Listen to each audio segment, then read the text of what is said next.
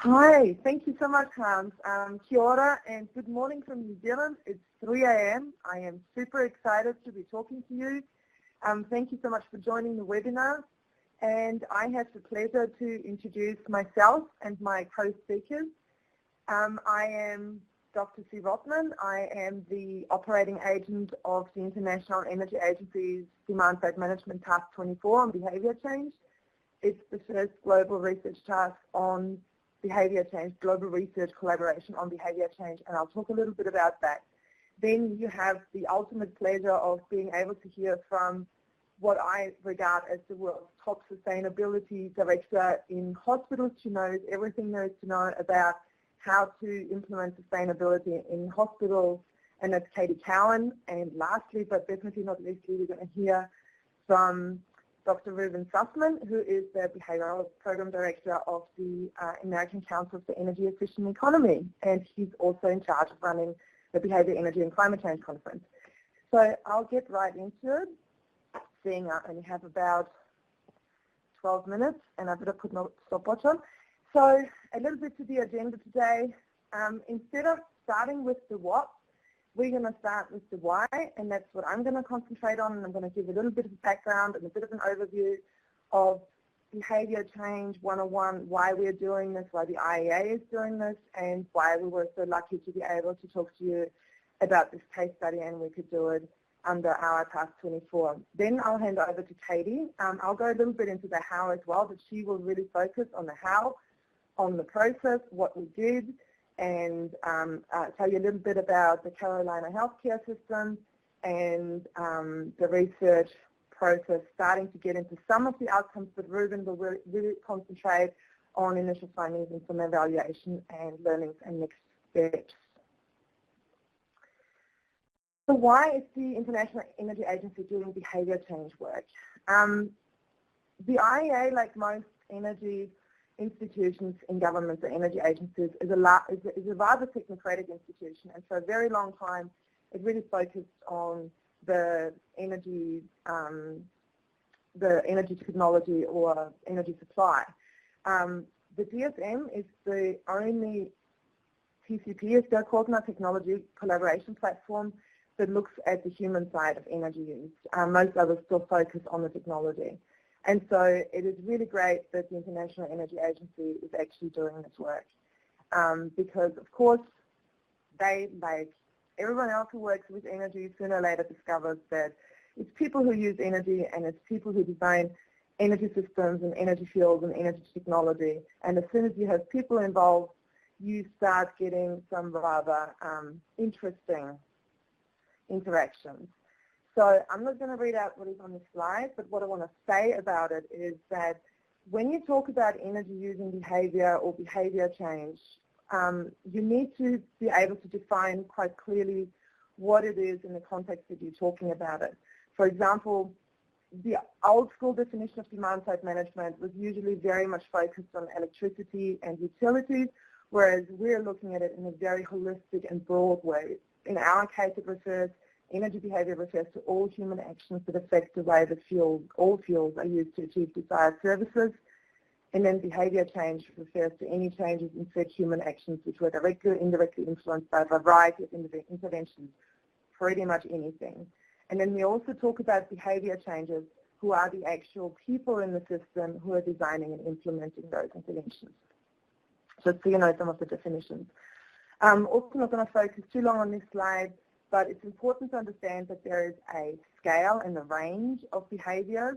The ones on the left side are usually the big ticket items. They're the ones where you have the chance to talk to people rationally. They don't occur so often, for example, when they're buying a house or a car, a new appliance, and they're usually actively seeking for information during those times. Whereas 90 or 95% of our energy use actually lies on the right side in completely habitualized routines, which is where people don't actually rationally look at how they're using energy. And so any intervention that is geared at information campaigns or supplying more information to people when it is about the habits usually doesn't work so well. And even though you can probably get a lot of impact on that left side if you manage to change really big energy efficiency technology or retrofit a house, for example, It's on the right side that a lot of our most difficult and important work actually lies, and that's what we're concentrating on more today. So our audience is not just the end user of energy whose behaviour we're trying to change. Our audience is actually what we call the behaviour changers, and they come from different sectors. We have decision makers, usually but not always from government. We have providers, usually of energy, technology or supply. We have experts from academia and consulting sectors. We have the conscience, which is, in this case is Katie, somebody like a sustainability director, somebody who looks after the environmental and social impacts of energy use. And then we have the all-important middle actors, who are the people who connect the different sectors with the end user directly. And they're usually overlooked, but they're very important. So we're doing Task 24 because we want to show that we can connect science theory with real-life practice, that we can learn and share what works, and that we can do it as a global research model on a bigger setting. And that's why doing it under the IEA umbrella is so good. So when we did the theoretical overview in our phase 1, which lasted until 2015, the big moral of the story that we learned from looking at all these different case studies and theories of behaviour change and models of understanding it was, just like in energy efficiency, there is no silver bullet model for behaviour change either. There is no one size fits all. That homo economicus, that rational human being who wants to maximise the utility at all costs, really doesn't exist. People are very complex, and as I said, most of our energy use is habitual, and habits are the most difficult things to break. It's easiest during moments of change, so it's easiest during those times where we may become rational and more aware of our energy use. For example, when we're having a baby, or when we're moving house, when we're buying a new car or appliance. If we then have the right middle actors that can give us the right information, that is a perfect time to make really good energy decisions. However, you need to have a lot of fortuitous things in place to make that work. And as a, for example, policymaker, it's quite difficult to design for that unless you collaborate with the other behaviour changes. So there is no thing as individual energy use. It's entirely socially informed. And that's why we need to look at whole system and society change, which totally cannot be done by just one sector. Policymakers alone cannot do that, neither can industry. It's very important that we collaborate with one another. And that's quite difficult because we all have different mandates and stakeholders and restrictions and even a different language. And so it's important that we facilitate that. And that is what Task 24 is doing in those real-life examples like we hear about today. And so it's really important that we have a common language, which in our case is based on narratives, because the big moral that came out of Task 24 is it's all about the people. And why are we doing field research pilots like this one? Because we want to show that this theory, this idea about facilitating collaboration between the different behaviour changes, really works when you apply it in practice. It doesn't matter what behaviour you're looking at. It doesn't matter what sector you're looking at. And it doesn't matter which disciplinary approach you take, because that will depend on the behaviour changes that you're working with. And so what really means is that it's super flexible, but the gold about this approach, this collective impact approach, which I'll talk about in a second, is that it all focuses on getting the right people together. So how are we doing this? Well, we have a very large expert network that we've developed over the last 6 years in Task 24. And it's a pretty global expert network, as you can see. And Katie, of course, has developed her own expert network. And some of them are on this webinar right now, and some of them have helped us, have contributed to the reports that we've written and which we've shared and which we hope you'll have a look at after this webinar. So this looks very complex, but in the IEA, when we do research collaborations, we have different subtasks that focus on different things. The first 5 were in phase 1.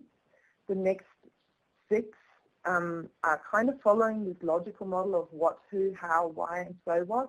What we'll concentrate on really is subtask 11, which is real-life examples, and that's what we're talking about here, which is the one on the bottom there. They all feed into this. So the overarching framework that we based this real-life model on is called the Collective Impact Approach, developed by Kanya and Kramer in 2011. They developed it for social entrepreneurs, and they recognized that, especially in the social entrepreneur space, they have to work with many different stakeholders from many different sectors in very difficult facilitated ways. And they said that if you have those five framework conditions, and then in the second paper they also talked about some other aspects of how to actually implement this and make this work, then you have a good chance of doing it. And so those are the 5 framework conditions that we base this work on. So for Task 24, it all starts with the all-important Task 24 workshops. And some of the people in this first workshop that we did in Canada are also on this call, so welcome guys. Here's your photo. What you see in front of them and what you see them holding is part of our Magic Carpet of Behaviour Change, which is our tool of how we visualize. And here you can also see like a diagram of it, how we visualize the energy system and all the different behavior changes around it. And you can see the green circles and the smiley face in the middle. That's the end user, and we start off with really understanding the end user and the context that they're using the specific energy, technology and behavior that we're concentrating on. And we usually have end user representatives there to help us design. What is also really important, and something that the task does really well, is dissemination and having this overarching language. And as I said, in our case, it focuses very much on storytelling and narrative. And we just published the ultimate publication on storytelling and narratives in energy and climate change research in a special issue in Energy Research and Social Science. And there is a paper on how Task 24 uses a fairy tale story spine to tell those energy using stories. And a lot of those CHS examples are in that paper if you're interested. Lastly, and I'm going to be able to hand over to Katie very soon, I want to draw your attention again to the report that we've just released. Katie Rubin and Bob Cox, who's also on this call, and I have written this report which focuses on the process of what we're talking about today, the process of how we designed this amazing case study at CHS. And then we're still doing the evaluation with our great expert evaluation group, and we'll be able to present the results of this evaluation of this research, which already sounds really good, to you next year. And with that, I say kia ora to Makoto. Thank you so much for listening. I'm so glad I didn't fall asleep or stumble through this. And it's now a really great pleasure to hand you over to Katie, who is amazing. Enjoy. Thank you, C. Much appreciated. Thanks, everybody, for joining us. I'm very excited to share some of our experiences on designing energy behavior in our complex buildings, in this case, hospitals. I'm going to talk a little bit more about our process and how we did what C was describing earlier in a real-life example. I'm privileged to be able to give you my practitioner perspective. Implementer and strategy go hand in hand with this work. And at Carolina's healthcare system, we're one of the largest hospital systems in the U.S. 40 of our locations are hospitals and 900 are care locations, doctor offices and such. We have 62,000 staff, and as you can see from the statistics, we are immense. I wanted to draw your attention to the last bullet, energy management born in 2012. Really, this means that energy management for us in the Carolinas is still relatively new. We've just embarked on this journey, and it's very encouraging and impressive that we have started with integrating humans into this decision-making around energy savings. The reason that hospitals are a great target are that we consume an excessive amount of energy to provide our day-to-day services. So throughout healthcare in the U.S., we consume 8% of the energy resources in this country. So working with healthcare to improve efficiency, conservation, and savings has some very good returns. We did that by developing a program called Energy Connect. The theme of what we're trying to accomplish is linking human actions to energy savings, natural resource conservation, and patient experience. For us, it's very critical to have that last element. Finding the links between energy savings and patient experience is actually a bit aspirational. It's not a direct line. But by stating it up front, we're starting to uncover that these links are there and we're able to describe them, which actually makes our energy management program more compelling to the industry that we're in. Another component of the work is situation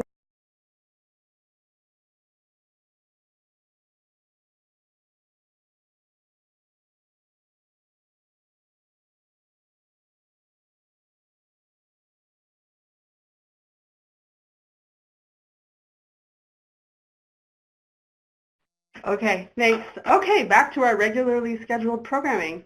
We're just going through the timeline of Energy Connect, which is still a relatively new program for CHS. We started with an Energy Leadership Council, which brought us to this relationship with UNC Charlotte and Dr. Robert Cox, who is providing building retuning training, which is a program designed by DOE or provided by DOE. We took that and ran with it and launched our workshops with Task 24 and then the Energy Summit, which Ruben will talk more about in his presentation, to get our design and our evaluation of what the program would be with a rollout plan for 2017. So obviously we're still rolling out our interventions at 6 target facilities, and we expect to have our second Energy Summit in early 2018 to review the findings and the accomplishments of what we've been working on all of this year. I wanted to show you this graph because it's something I've been using over the years to help describe what we've been doing in terms of design and evaluation. Because of the complexity of human behavior, because of the complexity of energy management, and certainly the complexity of delivering healthcare, we don't have a script or a model that we can follow. Instead, I've used this to help visualize the plan. So in many cases, we had to open up or cast a wide net, the very big first wave, and open ourselves up to possibilities.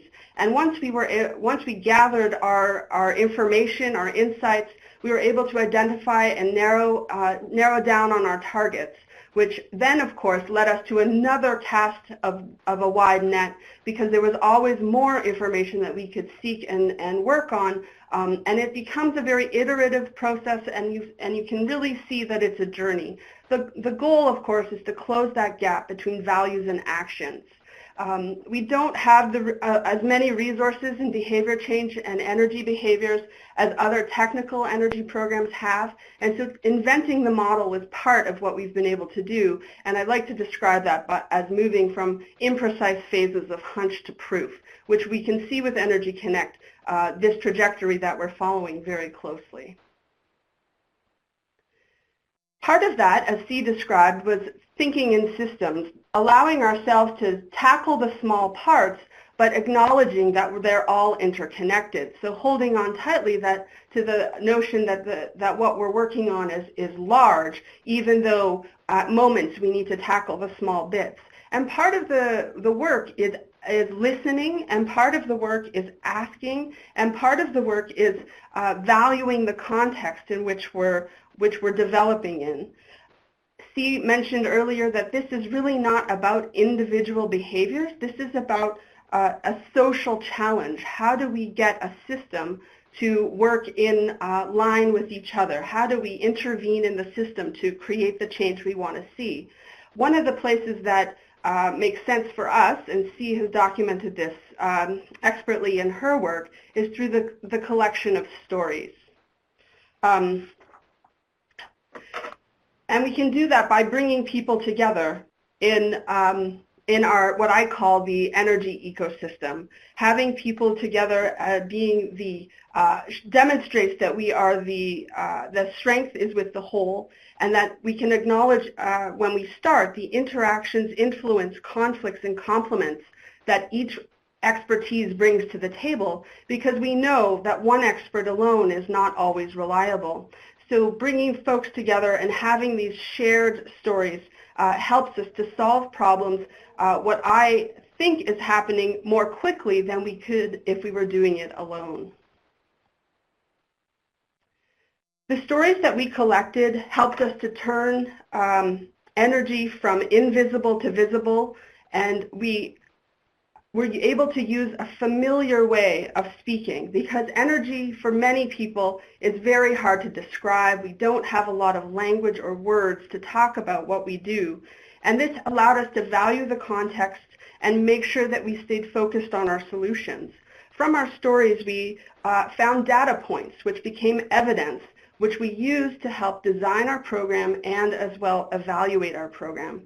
In the report, you'll see more information about our stories and some of the data that we were able to extract from those stories, but I've highlighted on this slide four of the things that I think are most important to the work that we've done at the outset. I want to just draw your attention to the last point, which is high tolerance for short-term solutions. In healthcare, this is it's a very fast-paced moving environment, and our operators and our mechanics, who became our target audience for our Energy Connect program, describe themselves and were often described as putting out fires and juggling grenades, which contradicts what we need for energy management planning, which is time to think and practice and learn about the new types of solutions that are essential for running our buildings so that they don't fall down, but running them so that they don't fall down and are efficient. So we need to wrestle with that contradiction. The stories help to bring this to light for us so we could start to tackle some of those barriers. Our first kick at the can and the result of the process was 5 interventions. This is just our first target. So we took all of the information that we had through surveys and interviews, workshops, observations, and dialogue, and created our first target, this being an Energy Connect program facing building mechanics, operators, and engineers, and looking at the pieces of the puzzle that we could influence to try to change behavior so that energy decision-making became easy and obvious for these individuals to do. These are all prototypes. We're working with them over the course of this year. We are experimenting, and I just want to congratulate and thank everybody who has been willing to do this, because we didn't come in with a definitive plan. We've been working on it collaboratively together over this year, and that experimental mindset was absolutely essential as we've been able to improve and refine each of the interventions as we go. We had some very early success. One of our very first interventions resulted in one of the largest energy savings that we were able to uncover in a short period of time at one of our buildings. So by creating the conditions for our mechanics and engineers to make decisions that save energy, you can see on this graph the early days in 2016, the energy consumption was high and a little bit variable. And then you can see precisely where we intervened in early January 2017, where our operators were able to identify a problem and fix it relatively easily, and you could see how the schedule of weeks and weekends came back online, which resulted in that between those 2 months, a 30% energy savings in that building. So this was an early indicator that we had evidence of what we were doing had the potential not just to save energy, but to empower our operators to make decisions in their day-to-day jobs, and they could see for themselves what that would mean. I also have put out the 3-year trajectory here for you to see. So you can see what happened in that building in 2015. There was, they actually were looking like they were going to start saving some energy. And then in 2016, in the middle of the graph, it kind of started to go up and up and up, and maybe even lost track of what was going on. When our intervention came into play in January 2017, you can see how quickly we brought it back into focus and helped them get back on an energy-saving trajectory. What this graph doesn't show you, though, is the culture change that's going on behind the scenes, the appetite for training on energy literacy, the hiring for energy know-how, and the linking of energy savings to patient experience. All of those things are part of what's going on behind the scenes when we're looking at this graph, and hopefully to see that just continue as the years go on. In another way, this is a projection for what the whole year will look like. Overall, we expect the building to save about 10% energy, which is going to add up to almost $35,000 US, which is not an insignificant amount of money. And we are very excited to see what will happen as the years go on. I just want to end with one story from one of our famous building engineers who wrote this story for us, and I just I hope you have a chance to read it when you download the slides or go back to the slides. But he really is describing how he was able to solve a comfort complaint, which is one of the most common things that happen in our buildings. And if you look at the very last line, after he was able to solve the problem, he described it as everyone is warm and happy and thankful for the smart engineer. This story shows us that he is proud of being able to do a better job. He describes the feelings of happiness and the personal satisfaction that he has from being able to provide a service to his peers. So we'll leave it there. I will turn it over to Dr. Reuven Sussman, who will take us through the last part of our webinar today. Thank you very much. Thanks, Katie. That was a nice description. I realized we might be running a tiny bit behind time because of our minor technical problems there. So I'll try to do this as fast and concisely as I can. My name is Dr. Reuven Sussman. I'm the Senior Manager of the Behavior and Human Dimensions Research Program at the American Council for an Energy Efficient Economy. I was brought on board to Energy Connect to help with the Energy Connect Summit and help to develop the evaluation process. So I'm going to talk to you today about what we did to develop the process by which we evaluated Energy Connect, or we are evaluating Energy Connect. I'm also the co-chair of the annual Behavior, Energy, and Climate Change Conference, which this year is happening in October in Washington, D.C., if this kind of thing interests you. So I'm going to focus on the what in terms of what have we learned and planning for the evaluation of Energy Connect. I'm going to talk to you about the challenge we faced, the novel solution we came upon, putting the evaluation plan into action, and the next steps. So remember, do it right the first time, plan ahead. Okay, so the challenge, much like this very poorly designed bike lane, is unique. This is a difficult to evaluate situation because we're basically in what we would call a living lab. The intervention is unconventional and complex. We have rolling timelines to deal with, so interventions are being implemented at different times. There's a variety of different sites that are all have their unique situations. There are multiple overlapping interventions, and there's a variety of important outcomes. Beyond just energy savings, there's also things like patient experiences. So with this unique challenge, we had to come up with a unique solution. So our solution, or Katie's solution, is to develop an expert evaluation panel. So this panel consisted of 13 volunteer advisors with expertise in hospital energy efficiency, program evaluation, social science research, behavior change interventions.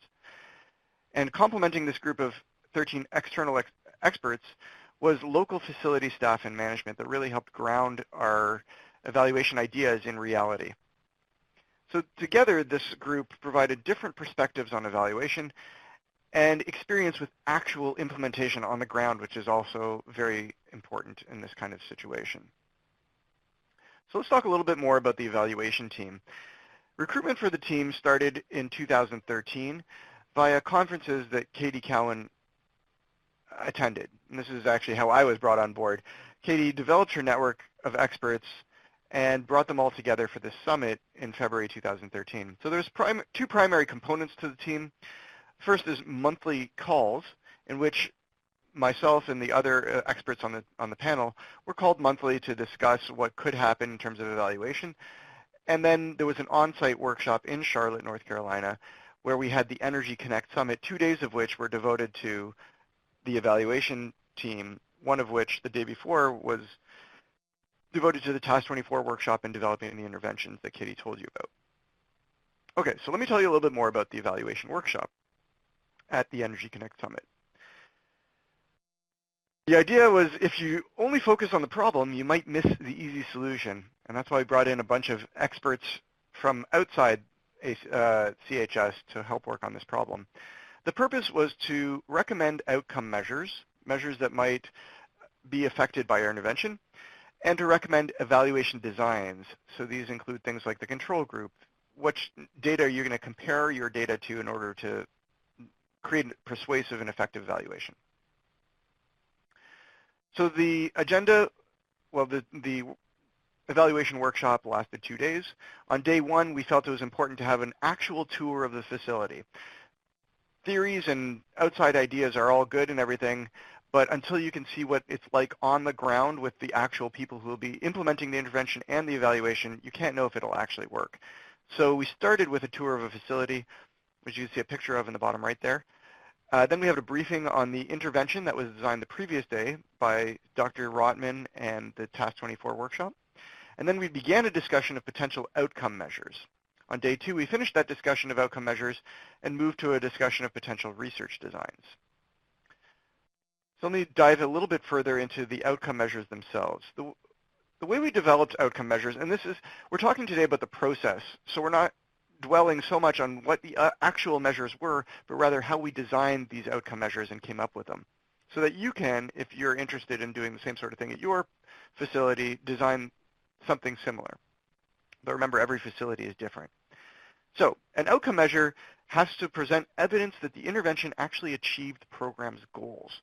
So we outlined what the goals were. We developed interventions that targeted those goals, and then outcome measures that evaluated those specific interventions. So this was a 2-step process. Step 1 is brainstorming. We came up with a large number of potential outcome measures, and we used small breakout groups to come up with these potential measures. And not only did we think about which measures would be important, but also how often it would be we'd have to measure them and what time point in the intervention we'd do these outcome measures. Step 2, of course, was to narrow this down, reduce the number of measures based on a few criteria. We thought about the feasibility, so how easy or difficult would it be to collect these outcome measures, the usefulness of the measure, and the credibility of the measure. And then we also, as participants in the workshop, voted on our preference for which measure we thought would be best, just sort of on an overall holistic measure. So this is the list that we came up with. Of course, every institution comes up with their own list based on their own needs and interventions. But for the goal of positively impacting patient experience, we had a few outcome measures such as tracking the number of complaints, patient satisfaction surveys, et cetera. Save money and energy. We had a few other outcome measures, and then creating a culture of energy efficiency and empowering the operators, the building operators, to make change had a different set of outcome measures. So again, these were our large list, and we narrowed them down using a few strategies. One of them was graphing, sort of plotting these outcome measures along a continuum of usefulness and ease of acquiring. So things like money spent on vendor calls, we thought that would be rather easy to acquire and rather useful. And so of course the ones that are in this top right quadrant are the ones we were most interested in, most likely to collect. Whereas the ones that are in the bottom left were less likely to collect, and the ones in the middle had different likelihoods of whether we would actually use them in our intervention, to assess our intervention. So in the end, we came up with a final list of 10 outcome measures that would probably be very helpful. And these are the ones, you can read more about the process in detail and the outcome measures we came up with by downloading the report that is available, and I'll provide a link for that at the end of the session. All right, so the next thing we did is think about research designs. So the goal with a research design is to provide evidence, not just that Energy Connect is associated or happens at the same time as these outcomes, but rather that Energy Connect causes them. So we wanted to show that Energy Connect causes energy savings, cost savings, positive patient experiences, and empowerment of building operators to make efficiency adjustments. Now, of course, as I mentioned earlier, it's really complex or difficult to demonstrate causation in this case because the interventions are so complex. They're overlapping. There's a long time frame. And so isolating the specific causes of these outcomes is going to be challenging. And so we might see an evaluation or a series of evaluations demonstrating this over time. And that's what our hope was. Of course, we had experts in both qualitative and quantitative data in our panel. So if you're not sure what the differences are, here it is described in a little comic for you. Quantitative methods, only 1 in 30 take the free ice cream. Very interesting. Whereas qualitative methods ask, what did you feel when you saw the free ice cream? Oh, excited and a little scared. Oh, and why was that? So as you can see, qualitative methods go deep on a few people, whereas quantitative methods are more superficial over a larger group. Now, it's very easy to fall into the trap of only doing one or the other, but with our diverse group of experts, we really felt like we had to do both, which is, I think, a strength of our particular process. And this is what I would recommend others do in their processes. So when we discussed research design, we thought there was two main kinds of energy, or main kinds of data that we're collecting, and each of them probably requires a different type of design. So for energy use and cost data, we thought the three options would be to use matched controls, to use USA-wide Energy Star data to compare our buildings to, and to use historical data. The longer the historical data, the better the quality. We thought that a randomized control trial was probably not feasible given our particular type of intervention design. For the interviews and surveys, we thought about using both within and between subject designs. So the same people over time and comparing people among each other in different buildings that are both, target buildings and not target buildings. So after the summit, which is where we are now, we're looking at implementation and evaluation of the program. So the ideas for the summit are currently being implemented by the Carolinas Healthcare System teams on site by Katie Cowan and others. The evaluation team is currently being consulted on ongoing monthly calls. And there's some of the experts on the panel are being engaged for further in-depth evaluation and design assistance. That's myself, Dr. Cox, Dr. Mazzi, and Dr. Moezi. I think some of them are actually listening to the call right now. Hopefully I haven't bored you yet. So using some experts more in-depth as well as the panel is a really good system we found. So what are the next steps? Evaluation, as I mentioned, is ongoing. We're evaluating the energy savings over time. Dr. Mazzi is doing that. Evaluating baseline culture of energy efficiency in year one has just been completed, and we're working on putting that into a easily legible format. Implementation of the intervention is also happening. We're designing and implementing the Energy Champions part of the program. That's where we recruit somebody from each site in order to implement the interventions on site and disseminate the information to others. Building investment via the Energy Leadership Council, which was a very important key group to implement get the whole ball rolling on this process. And we're putting together Summit 2018. That's in March 2018. We're going to be reconvening on site, looking back at 2017, and thinking about how to expand and improve the program. So now let me boil it down to 4 key takeaways. If you weren't paying attention before, now you might want to tune in. Our 4 key takeaways are, 1, having an energy leader on site. In this case, it was Katie Cowan and the others that were working with her. This is a person doing not just the strategy, but also the implementation. So the same person having the vision for the program as well as implementing it really means that you have somebody on site who's motivated to persist in the face of various barriers and to really see the program through. And this is kind of unique that somebody's both doing the strategy and the implementation. We also think that including relevant staff and management in the program design are absolutely vital. If you don't include the people that are doing the work in the design, then they're not going to be bought in. They're not going to do as great a job implementing it. We also found that including a panel of outside experts was important because it gives a perspective that those on the ground don't have. And finally, at the end of the whole thing, you want to have good stories. So as we're going along, we're trying to think about the narratives that are coming out of our program and how to best convey this narrative. Because narratives and stories are really, a human way of understanding things and a way to make sense of the whole situation and the whole program. So that's where I'm going to leave today's webinar. We really look forward to your questions. If you want to download the full report that has more details about what we discussed, you can do so at the link that's on the screen now. If you want more information about the BEC conference that I convene, which has more data of this sort and more programs of this kind, really the nexus between behavior and energy, I recommend checking out the BEC conference at the website that we provided. And of course, if you want to contact me, my information is available here. So thank you very much, and we look forward to your questions. Hans, I'm going to turn it over to you now.